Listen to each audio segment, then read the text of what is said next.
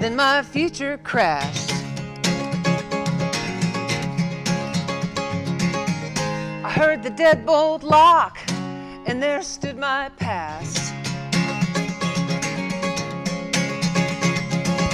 Now there are no signs for tomorrow on the back roads of my sorrow. I could beg, steal, I could borrow, but the grace will have to come to me. I'm gonna shake my soul and release my hold. I'm giving up control.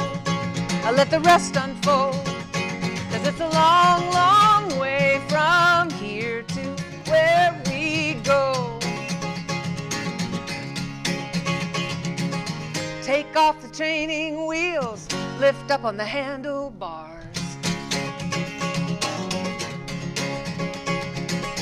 I'll ride right through my fears and resurrect my heart. And even in my darkest hour, when my views stay undercover, I know in one way or another love is coming back around to me. I'm gonna shake my soul and release my hold. I'm giving up control. I let the rest unfold, 'cause it's a long, long way from here to where we go. In the face that I wore as a child, I can see myself.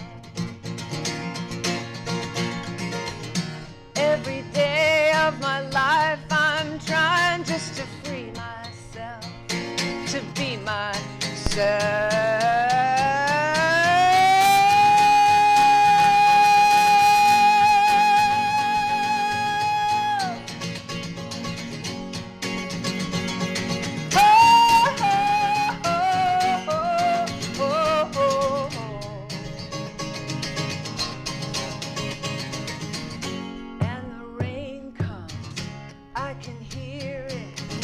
Like a bass drum, loud and clear, it's ancient wisdom of the spirit. Ollie, Ollie, and come free. I'm gonna shake my soul and release my hold. I'm giving up control. I'll let the rest unfold. This is a long wind blow and the rivers flow. We're gonna rock and roll, 'cause when it all gets told, it's a long, long way from here to where we go. Oh, it's a long, long way from here to where we go.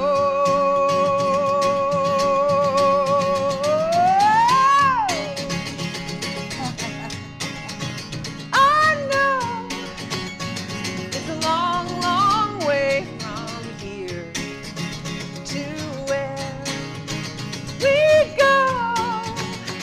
It's a long, long way from here to where we go.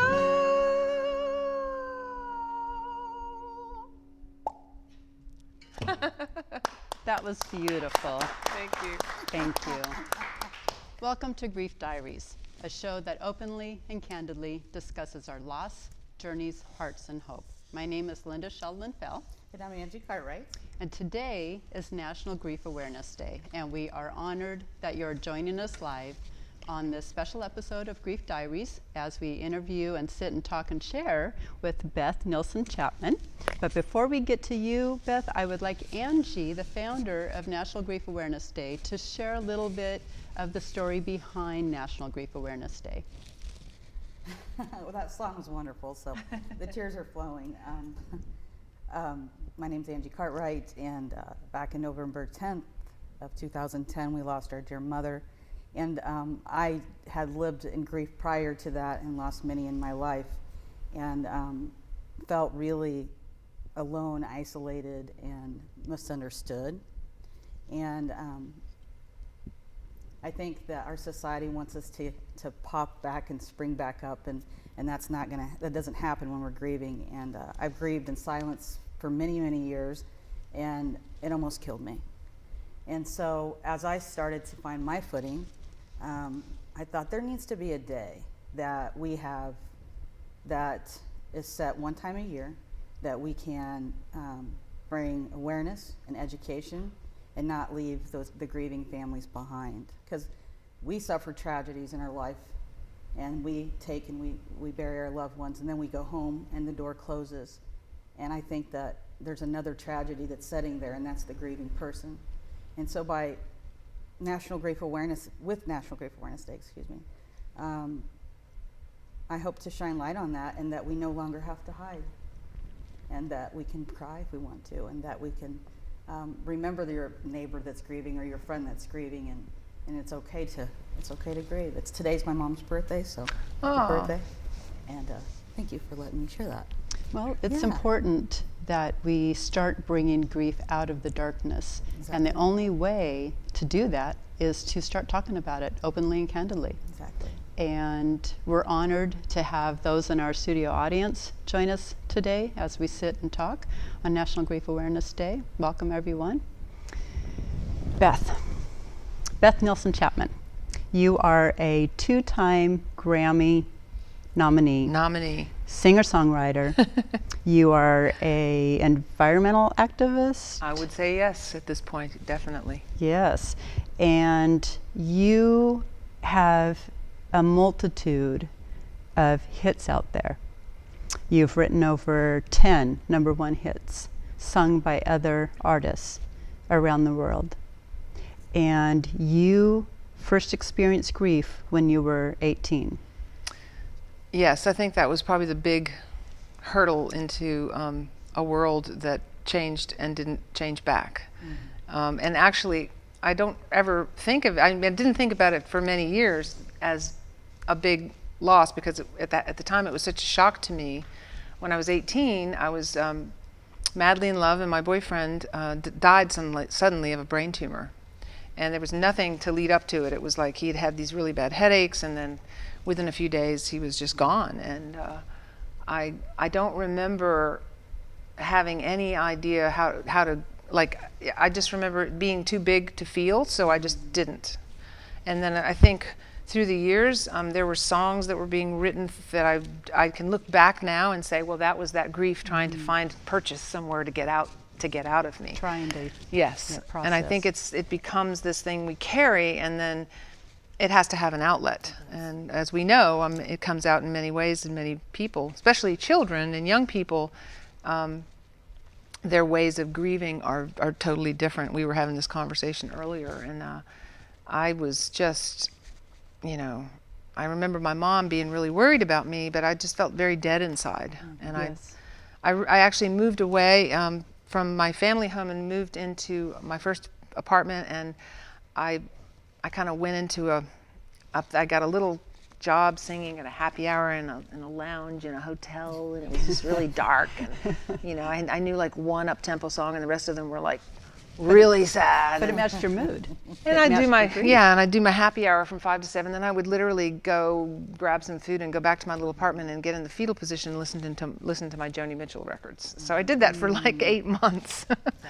And then, life just came back in. But yeah, that was a big, now I can see what a big loss it was. At the time I was like, I'm fine. Right, but zombie. Society didn't have anything in place to support you at the time. So I was so out of touch with my own sadness. I actually sang at my boyfriend's funeral, just feet from his head. And it was an open casket, and it was just, I was just like, I can do this, and I just got on automatic pilot. Yes. And that emptiness, I think, if you're so empty, how can you identify anything? Because you're just so... I didn't know there was another way to be. Yeah, we often hear that when we lose a loved one, we die in that moment. Mm-hmm. And when there's nothing there, there's nothing there. You know? Right. So yeah, I really relate to that dead inside, that emptiness, that darkness. Mm-hmm. Yeah, that's we hear that's very common. Yes, it is. Very, very common in grievers. So, fast forward a few years later. Well, then, yes, I mean, my life took off and things were wonderful. I, made a record and my career started getting going, and met a wonderful man and moved to Mobile, Alabama in 1979, and we were married through 16 years, Ernest Chapman, and I had a beautiful son in 1981. He's over there.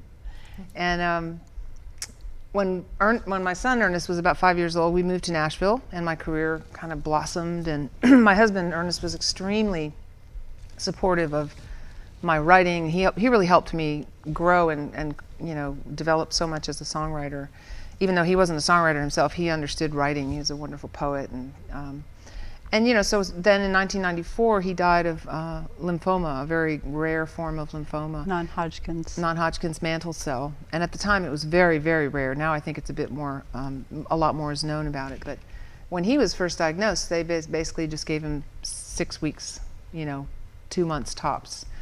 And I remember we were both in such shock, and I had been writing this group of songs, and I didn't know what I was writing them about. And it was like this whole group of songs were relating to this thing. And I remember I'd play him songs, and he'd say, "Finish that one. That's really good," And there was just this amazing thing when I realized that I was actually writing those songs about going through the process of his death a year and a half before he was even diagnosed. So there were lots of things like that when I look back on it. Of course, in the moment, I don't realize it. Right.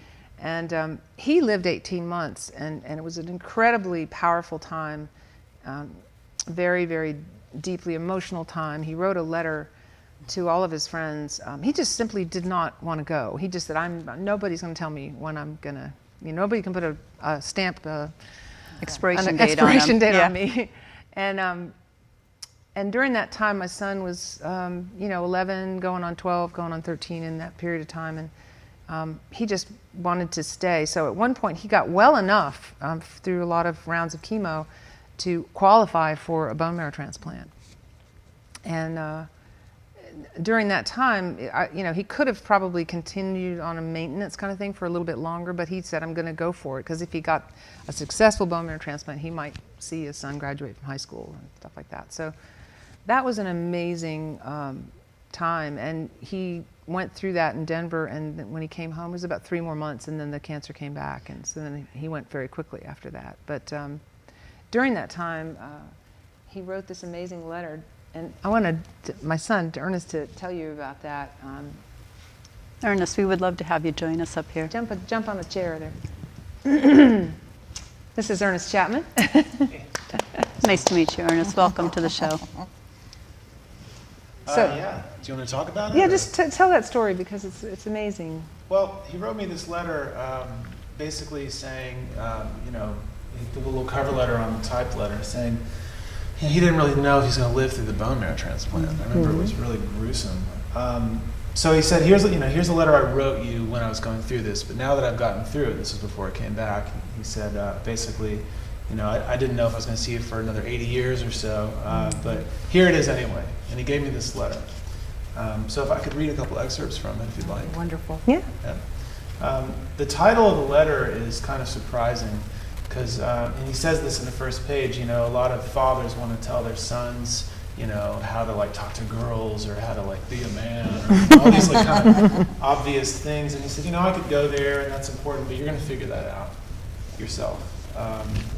But the thing that you need to know from me, and this is coming from him having a master's degree in philosophy and having been in the Catholic seminary and then dropping out because they didn't answer his piercing questions to his intellectual satisfaction. The title is The Moral Obligation to Believe in a Compassionate God. And his basic thing was, he said, believe whatever you want. That's fine. But if you decide to believe in God with any seriousness, you have a moral obligation to your fellow man to select a compassionate and forgiving God in which to believe. And then he goes through some examples of why that matters. He says, if one worships a God who is essentially punitive, righteous, judgmental, and retributive, as is the fundamentalist and literalist gods of these murderers that he gives examples of, suicide bombers and then it becomes easy to understand how these devout followers of their deities can engage in such horrific deeds against their fellows. He was in a very vulnerable place of knowing that there was a good chance he wouldn't survive this. Sure. And I think with Ernest, you know, he had been given this amazing amount of chemo, and the nurses were calling me. I was staying at a little place around the corner. They were calling me and saying, your husband is sitting up in bed typing. He has got to go to sleep. He's got to rest. We don't even know how he's doing this, but whatever he's typing, and he was typing this letter to Ernest, and it was just a very important thing to him, you know, to give you this this perspective and this view about just kindness toward your fellow man, you know. But he had a really, really specific point, which was that the beliefs that you hold dear in your heart about God can actually change your actions and make you into a murderer or a saint. And for me, that, you know, someone had mentioned grieving in different ways. You know, everyone has a different way of grieving, and for me, it was to try to wrestle with these issues. And he wrote me this letter, and it was like it set the course of my intellectual development for the next 10 years. Wow. You know, and would you say you had a lot of anger after your dad died? Just absolutely angered that he wasn't there. He wasn't there. And a lot of your writing, and I mean, I used to just take musical instruments and heave them into Ernest's room. And he'd be like in there, you know, listening to some really loud music, and I'd be like, "You want a piano? Here, have a piano." You know, just to give him this, An outlet. feed him with Yeah, expression. yeah. And now he's a wonderful musician, and you know, it's been an amazing journey. And one of the letters that Ernest wrote was to during the time, you know, a couple of years after Ernest's dad died. All that happened where Princess Diana, you know, died, and all these other people. Mother Teresa died in a very short period of time. So there was this magnification of loss and grief that we were both going, wow, the whole world is, you know, talking about this thing. And at that time, I had just put out an album called Sand and Water, which was all those songs that I'd started, and also a group of other songs that came after my husband died. And I just remember being in this place where I just felt like this thing was just wow. And Ernest wanted to write a letter to the two boys, Diana's two sons. And we had a friend who knew someone, and she was going over to England. And the letter got to Prince Charles, and he actually wrote back and said, "Thank you for the letter that you wrote to our, thank your son for the letter that he wrote to my two sons." Because I think in the letter, you know, he was saying, don't let anybody tell you how to grieve. You know, you got those cameras in your face, and you're going through this. Every movement's being documented, and how you grieve is and very it was like, public. It was very sweet. It was like you gave him permission. You know, we have a long tradition in our family of complete ridiculous audacity. I have a letter from Joe Biden to my dad in 1984, thanking him for writing him a letter saying, you know, you should run for president. I want to help you out. Like, who writes a letter to someone that says that? But he got a response. So for me also, I think the grieving process involved modeling some of the things that he did, and letting him live through me. Do you want to do that song Sand and Water with me? So while we have you sitting up here, then we'll let you go and relax. This song is one that helped me to realize that I was going to be able to move forward. I mean, there was this point where I just didn't know how I was going to get up and make breakfast, much less continue being a songwriter. So I remember, Ernest, when you were in the teenagers, you're like, do you have to sing that song? It makes everybody sad. And they come up and they like rub me on the head and you poor little boy, your dad died. Now you've come to understand. All alone, I didn't like the feeling. All alone, I sat and cried. All alone, I had to find some meaning in the center of the pain I felt inside.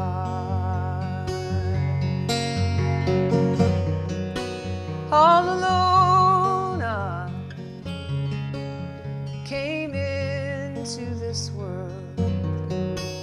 All alone, I will someday die. Solid stone is just sand and water, baby. Sand and water. and a million years gone by.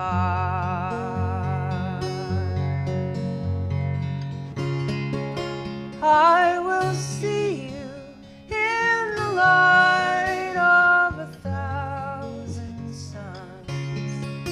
I will hear you in the sound of the waves. I will know you when I come, as we all will come through the doors beyond the grave. All alone I heal this heart of sorrow. All alone I will raise this child. Flesh and bone, he's just bursting towards tomorrow, and his laughter fills my world and wears your smile.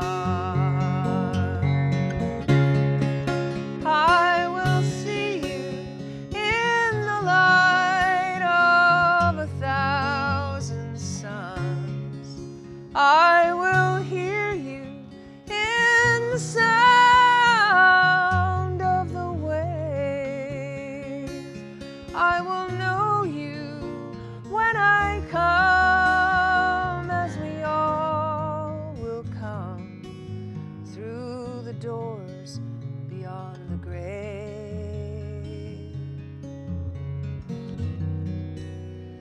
All alone I came into this world. All alone I will someday die. Solid stone is just sand and water, baby.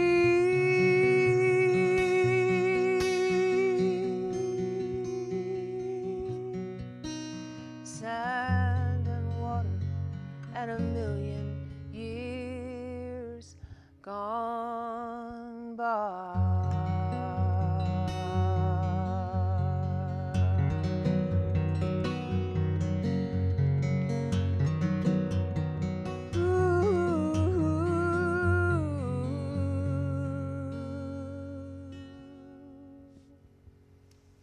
That was beautiful.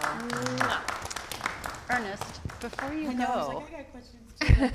yeah, I got a question first. go ahead, Ange. I was wondering if you would like to share maybe as a male in grief and how that's different, because honestly, a lot of us know, you know, the men have to be tough, and you're going to school, and your dad's passed, and so what was that like? I mean, was there a lot of hiding that? No, for you? for me, but I'm pretty different Right. than a lot of guys. I think I've always been a little weird. Me too. Yeah. Yeah. So Where's good? yeah, I've always challenged orthodoxy, and I've always challenged predominant, you know, cultural stereotypes. So I didn't have any problem letting people know how I felt. Okay. The thing that helped me the most was actually having a loose framework to work with. The thing that I think probably is a hindrance for a lot of other people was the best thing for me. It was the 5 stages of grief, and coupled with the idea that I could do it any way I wanted, and I could Exactly. skip a stage, I could do them out of sequence, didn't matter. But the fact that I had a framework to work with made all the difference in the world, and then I could kind of improvise within that framework. So I wasn't just floating around with no idea what was happening. Okay.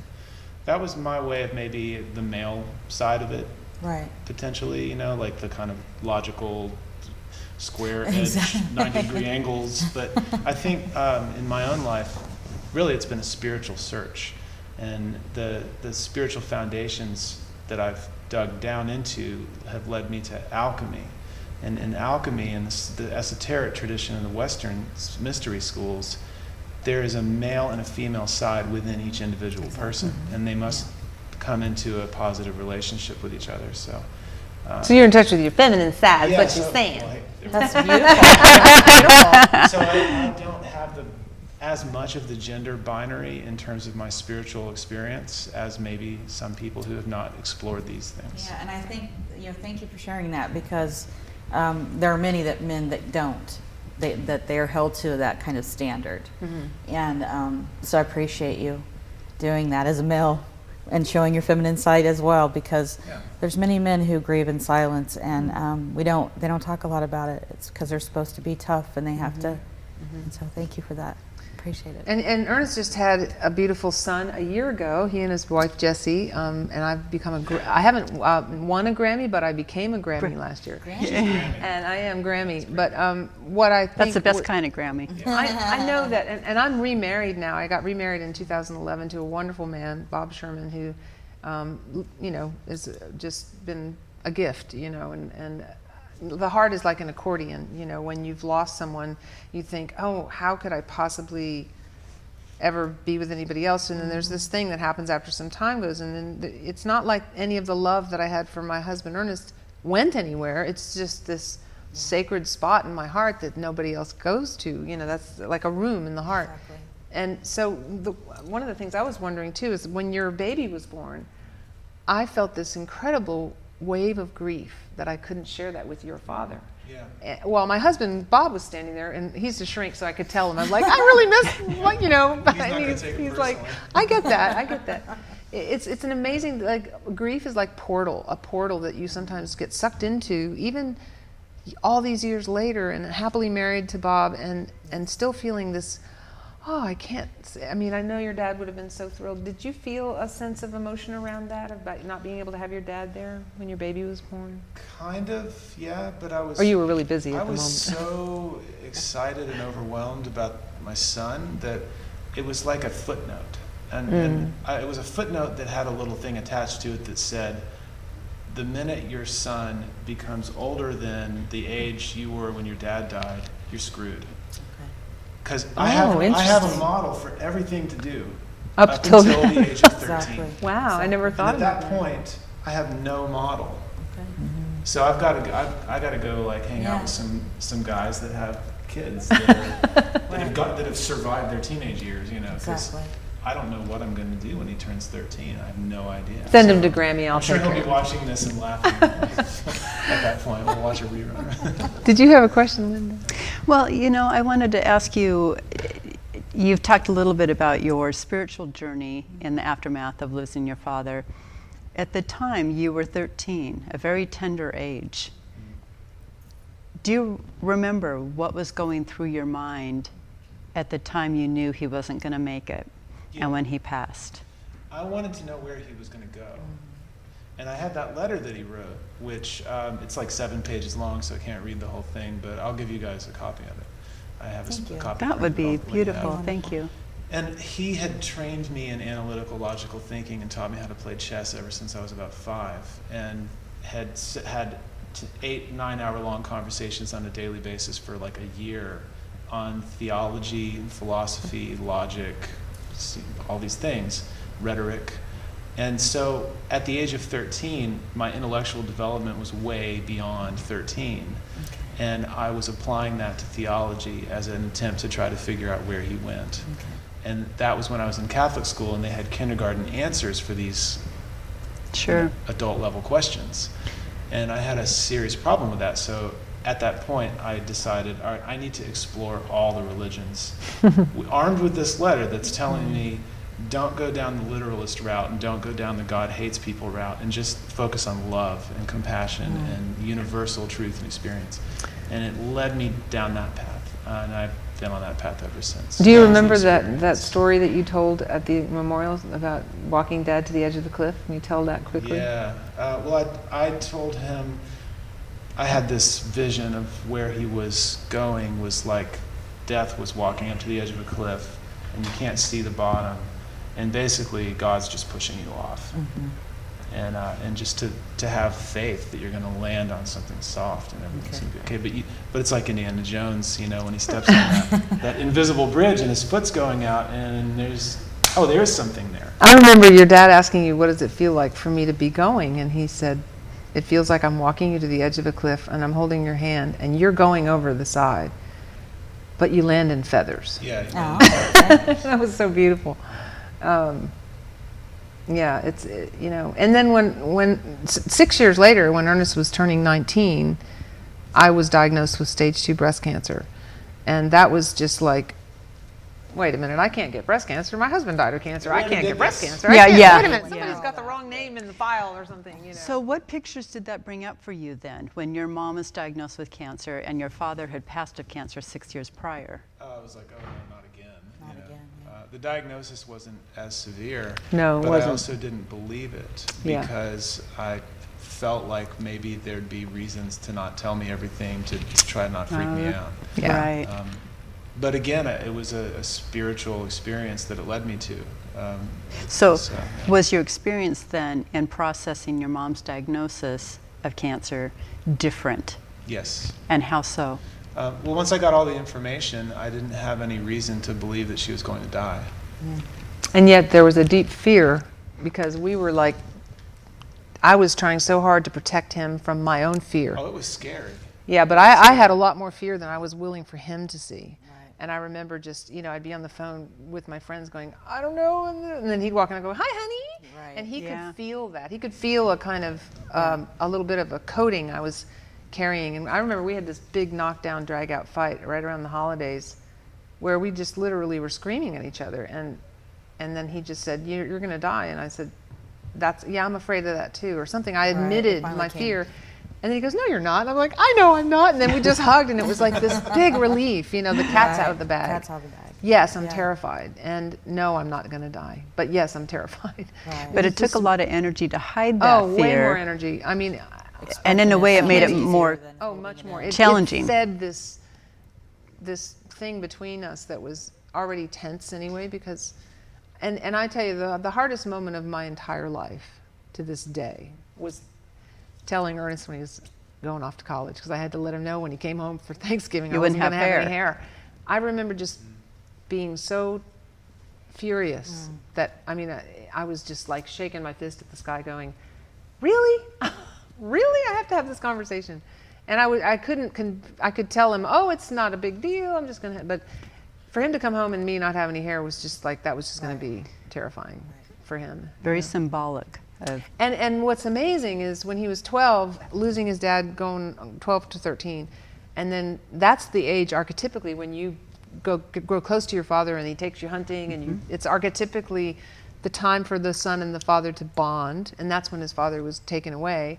And then archetypically when a boy is going from 19 to 20, that's when they say, thanks, Mom, and they go and they run off and find the woman they love and they get married. So then he had to do the opposite.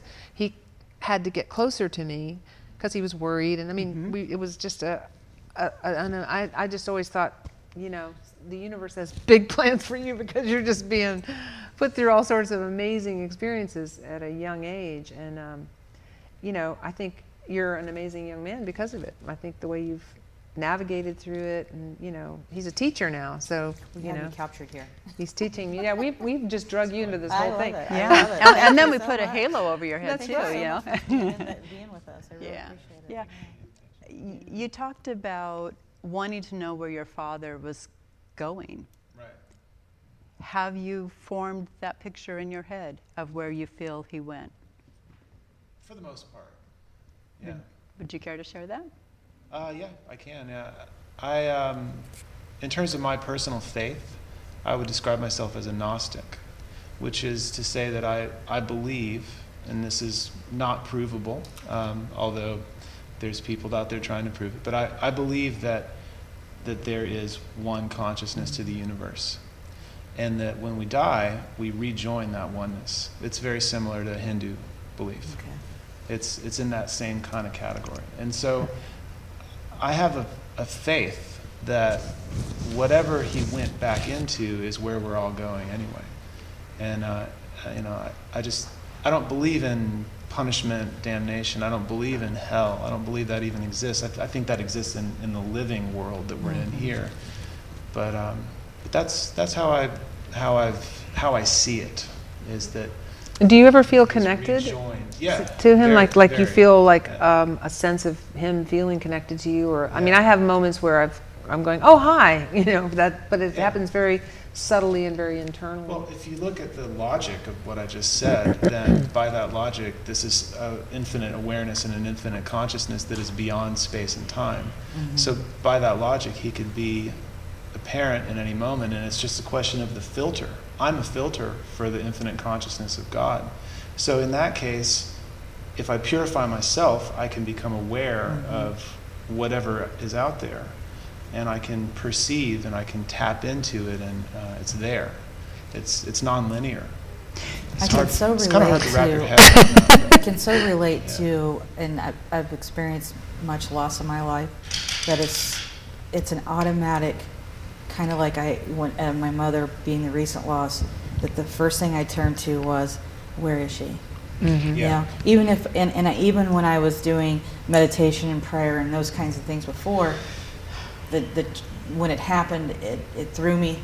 I'm completely empty again, and I still had the questions. And it was a mad dash search, kind of an emergency feeling of, where are they? You know? And my experience was a little bit different. Our daughter Allie died in a car accident at age 15, and I was sitting with her in the field next to the crumpled cars. And I looked up, and of course they had a white sheet over her, and I reached under the sheet to hold her hand. And I looked up into the dark field ahead of me, and I saw my grandmother leading her away. Wow. I didn't know where she was leading her, but I was very fond of my grandmother. She was a lovely grandmother, and that brought me great comfort. I didn't know where she was leading her, but I knew this was how it was meant to be. And Yes. where- That's an amazing thing to have an experience. And I had some amazing experiences like that were sort of beyond comprehension. For all the years that we were married, Ernest would give me, and I would give him pelicans. So it was sort of our lovebird, we had pelicans all over the house. And I remember when we were taking his ashes out to spread them at a certain spot on the Gulf of Mexico, we were getting in the boat, and there were 11 pelicans just kind of flew over my Really? head. And I met him on August 11th, and he died on August 11th. So there was a big thing with 11. I know And you met him on August 11th. I did. I met him on How do August I not know 11th. that? I know. You do It's now. pretty We have amazing. it right That now. was his lucky number. Yeah. So So that there was this really, like, I went, and then it's like, yeah, that actually just happened. So when I share that, I think about there's a whole lot of people out there who have gone through devastating loss, who don't have any woo-woo, wonderful, maybe what was that, or if they do, they haven't noticed. And so they Yes.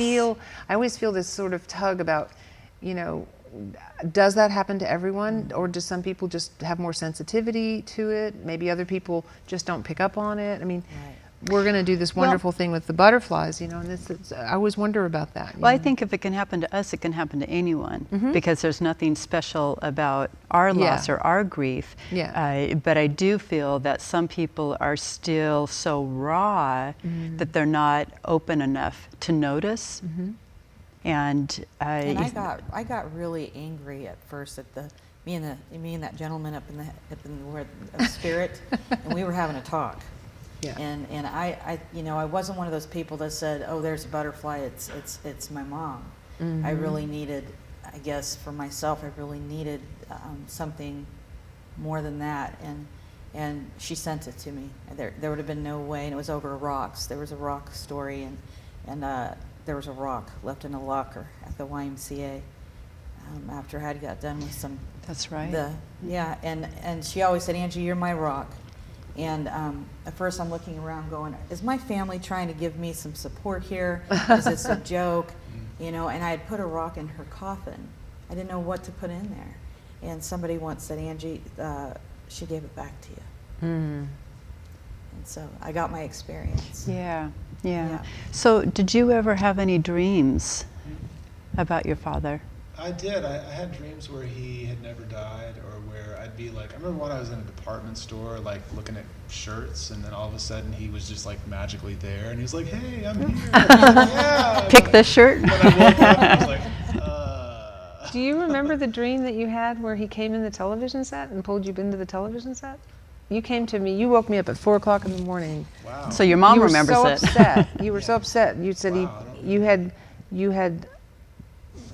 been playing with your Nintendo. You fell asleep, and then the TV set came on. He came out of the TV set and took you for a walk in the clouds in the TV set. Oh, okay, yeah. I remember Yeah, that. and then you kept saying, "We gotta go wake up Mom," and he was like, let's let her sleep, and I'll come back on another day. And then he went back in the TV set, and he gave you some combination, and you were totally upset because you'd fallen back asleep, and you woke forget the up, combination. and you forgot the combination, and I was like, what am I It's like supposed the to tell you? Konami code. Yeah, he was like, I can't remember how to get Dad back. I was That like, brings oh up something God. for me though that it relates back to your question about what opinion have I formed, or what do I feel is, or what faith do I have? That if I'm going to have experiences that involve dreams where symbolic images appear to my subconscious and conscious mind as I remember them, then those images are a filter. So the question I have is, what is it that's coming through that filter? What is me, and what is something beyond me? And in order to separate those two things, I think you have to really search spiritually. But that's been the way I did it. I had dreams, I had, all these experiences, and then I'm going to say, all right, that was my filter. It doesn't mean that he's in a video game world, literally in a literal cloud. Right. No. Right, It right. was a connection. And I think thought. that's an important thing to think about, is like if your loved one comes to you and the way that they show up, what of that is you, and what Exactly. of that is them, or they're rejoining a larger spiritual ocean? How could you ever know? You couldn't know. It's a big open-ended question. I love Yeah, it. you just I have to don't know the decide what to answer. believe. That's what I'm saying. Yeah. Yeah, you just have to decide what to believe. And somebody can see a butterfly and go, "That's my Aunt Martha." I'm absolutely convinced. And somebody else, Exactly. it could even be Aunt Martha, and they don't see that it. So people have different amounts of ability to consider that as a possibility. I think. Right, and I think sometimes, I do feel that those incidences happen to all grievers, whether they're aware of it or not. But I do think that sometimes they are reluctant to share it because others might accuse them of grasping at straws. Right. And I'm going to tell you another story. Our oldest son, he loves big redneck trucks. And What boy doesn't? well, that boy over there likes hot rod cars. So, but a big redneck truck, and he got in it one day, and he went somewhere, and then he got out for a second, got back in, and there was something underneath his mat, and it was pretty big, and it hadn't been there, just a few minutes before. And he pulled back his mat, and there was a blue rock. And our daughter had spray painted a bunch of blue rocks to put around our garden. And she was a big fan of fairies. And so she was always, creating, fairy house or a fairy this. And every so often I still find a blue rock outside. But this blue rock was underneath the floor mat of his truck that hadn't been there just a few minutes prior. Wow. And, so that's not a butterfly that you're wondering. Right. That's that's pretty amazing. Pretty concrete. Yeah. I want to yeah. shift the conversation a little bit too. I got to be with Beth. We were up at a retreat before, so I've got to hear his story. And I was wondering, I was a widow, as you know. We shared with each other, and you did remarry. And for the people who are listening, our listeners, for the people, the women, or the men that are grieving and they're stuck in that transition. Would you like to share about that a little bit? Yes, I mean, I wasn't really thinking I was ready even when I met Bob. I actually had read all of these books by a wonderful author who's written so many books about grief, named Stephen Levine. And he and his wife Andrea had written a book called 1 Year to Live. And I had read everything they'd ever written. And this was a workshop that he was giving. at a place called Omega, which is in upstate New York. And so I decided to make this journey, and everything in the universe tried to stop me from getting there. It was like, I don't know, I won't bore you with the details, but it was like, I mean, everything. And I just, no, I'm going. And so I got to this workshop, and there was this, you know, big bunch of people there, and it was really great. And but there was this man, Bob Sherman, who was a psychologist, and he lived in the New York area, and he was going there to, well, he would tell you he was going there to meet a good woman, but actually, I know, he was also going for additional education, and he'd been divorced about 10 years, and we kind of struck up a conversation, and, you know, at the end of the weekend, we had several conversations, and he said, I'd really like to see you again. I was like, oh, no, you know, it's like, I can't. Anyway, eventually, you know, like 6 months of emailing and calling, you know, I arranged to meet him somewhere, and we, you know, spent some time together, and even then I was enjoying having, but I couldn't even imagine. Yeah. It took, you know, that was 12 years before we actually got married, but I did fall in love with him, and I remember just feeling like, gosh, I said I'd never do this.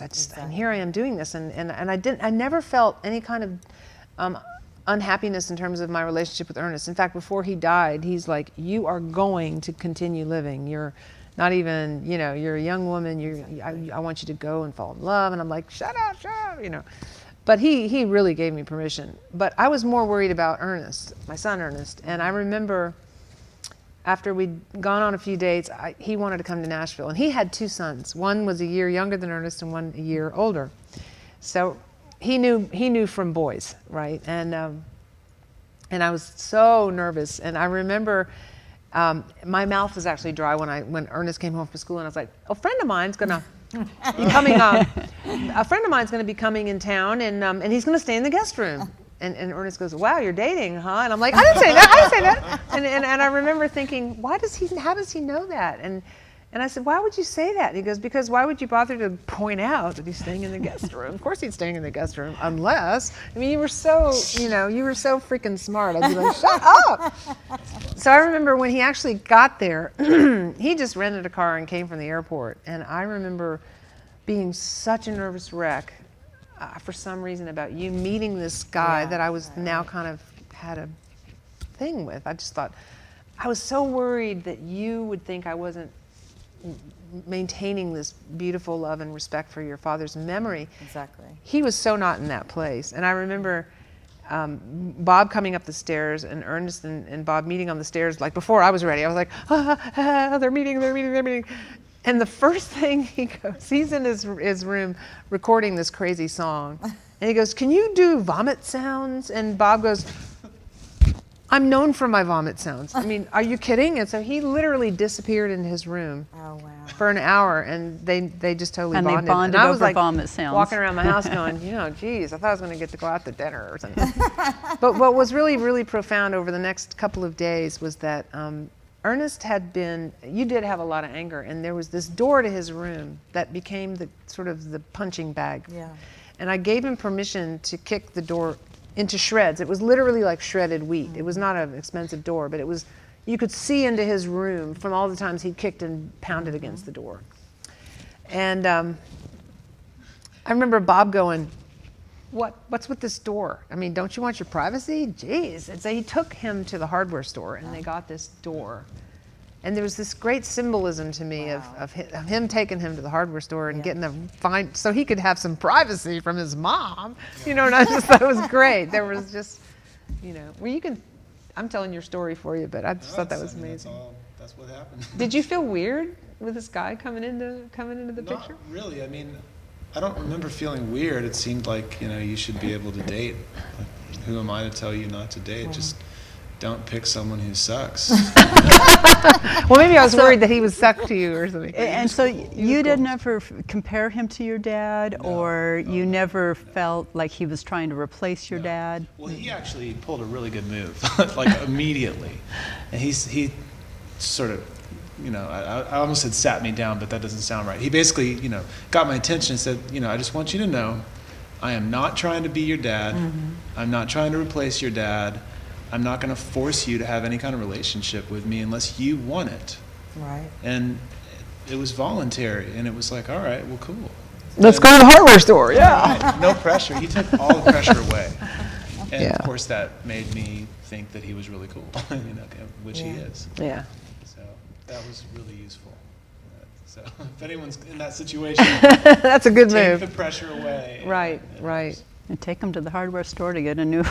And I don't new know door. if we got time, but I was talking to Linda about a story you told, because you are a musician, and your husband called somebody and said to come over to see you in so many days. Oh, well, that was, yes. That was that song I that played, story. Sand and Water, Yes. because Rodney Crowell, who's one of the great songwriters in this town and in the world, Yes.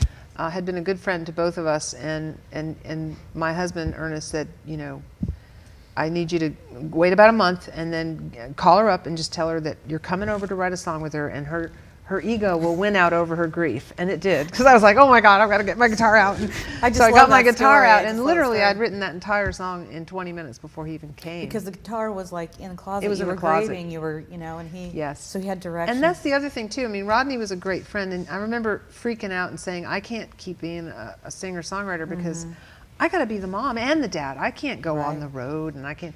And he said, the greatest gift you can give your child is for you to do what you were born to do, and show them live. how you do that, To live. and how you have enough love to love them and be there for them, and also be there for yourself and do the thing that God put you on the earth to do. Beautiful, yeah.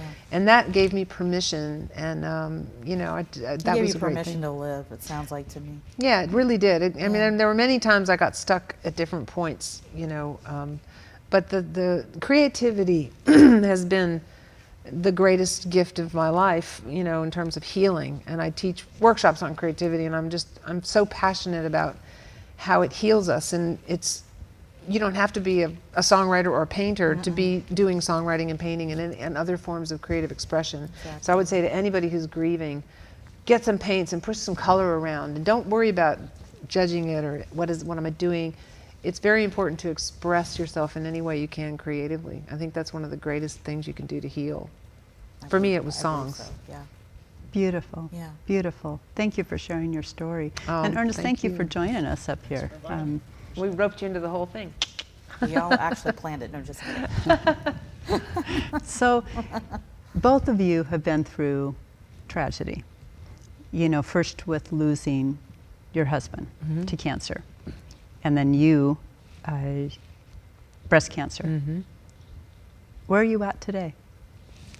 I am so grateful, and I'm just in a place of my only complaint is there's not enough time in the day. There's so much that I'm excited about and working on, and I'm head over heels madly in love with my grandson, and that's been the greatest joy of my life in many, many years, and that's just been huge. So, and then Yeah. Where am I today? I guess I feel more balanced than I've ever felt. And I think, having a kid, it automatically does things to you that no amount of spiritual training or physical training can prepare you Right. for or produce for you. And, there was a time where I would get a certain kind of feeling with some really specific types of meditation that I was doing. That was like a feeling of real warmth and bliss. And, I practice Reiki a little, and I study martial arts, and some of that discipline and training.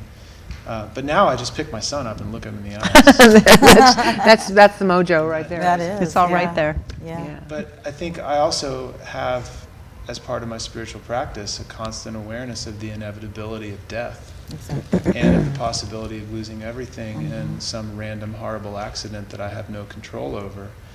And my wife is a Buddhist, and that's one of the teachings is to the point is to prepare yourself for your own death, but also to let go of attachments. And so I have to be careful, because But you can't. anything can happen, but I can't. Exactly. But I also No. have to savor the moment. So it's an inherent contradiction that I live with every second that I'm awake.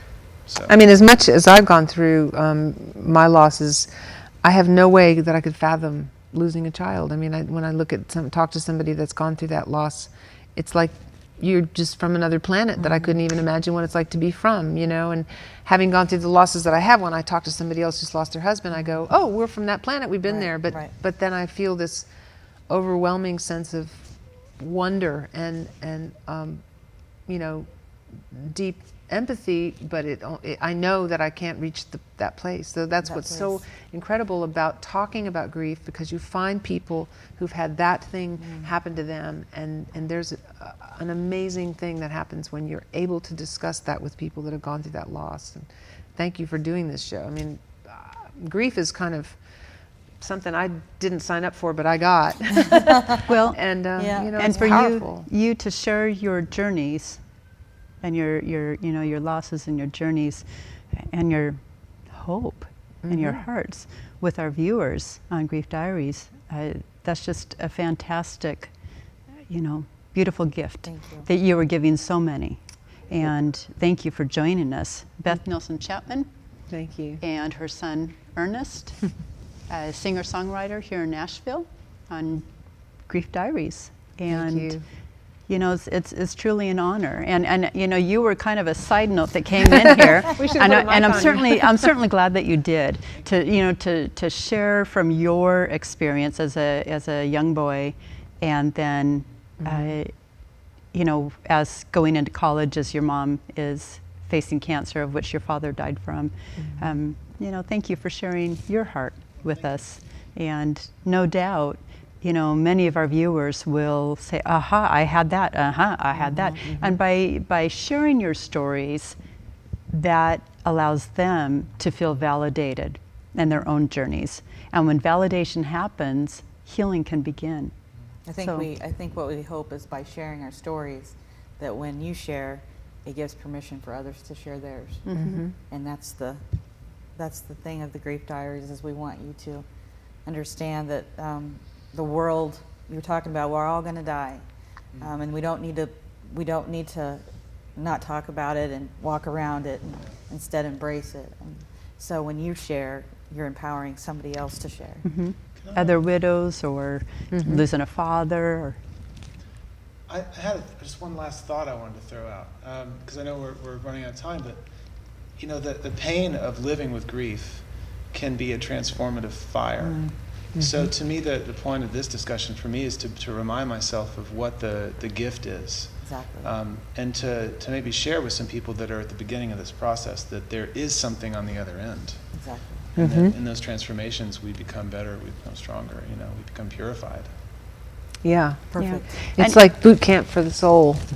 well, and there are blessings in everything, including tragedies. And it may take a long time to see what those blessings are, but there's balance in everything, including loss. And some people find the blessings sooner than others, and there's no right or wrong. You know, there's no correct timeline. It's not one size fits all in grief. Yes. It's, you know, every journey is as unique as one's fingerprint. Well, So- this letter that Ernest's dad wrote when he knew that he was facing this very bad diagnosis was incredible, because he basically sent a letter to everybody that had meant something to him in his life and said, write to me and tell me what you think happens after death, because I'm struggling and I would love to hear what you think. And he got every person from every walk of life, you know, and people he was close to, and he wrote another letter thanking them and sharing so much and so deeply about what he was going through, and a lot of the emotional impact of what he was going through. It gave all this group of people an opportunity to go with him on this journey, even though they couldn't ultimately go with him. But that kind of sharing, even in the process, was really powerful. Absolutely. Absolutely. Well, thank you for joining us, both of you. My pleasure. For stepping in and singing with your mom. Fantastic. Love it. What a treat Thank you. for all of us. So, Thank you. and you well, sing. you are in Nashville, so you know we gotta sing. Yeah. Gotta sing in Nashville. So thank you for joining us on this episode of Grief Diaries on National Grief Awareness Day. You know, it's a day of raising awareness about grief and educating non-grievers on what our journeys are like, so that we can work together to better support future grievers. Grief is something that affects everyone in life at some point, and the more we talk openly and candidly about it, the more that we help each other now and in the future. So on Angie's mother's birthday today, National Grief Awareness Day, this is Grief Diaries. We are here in beautiful Nashville with Beth Nielsen Chapman and her lovely son, Ernest, joining us. Thank you for joining us. Send us an email. We're on Twitter. We're on Facebook, Grief Diaries. Our website, griefdiaries.com. And we look forward to seeing you next time. Thanks so much for joining us. Thank you.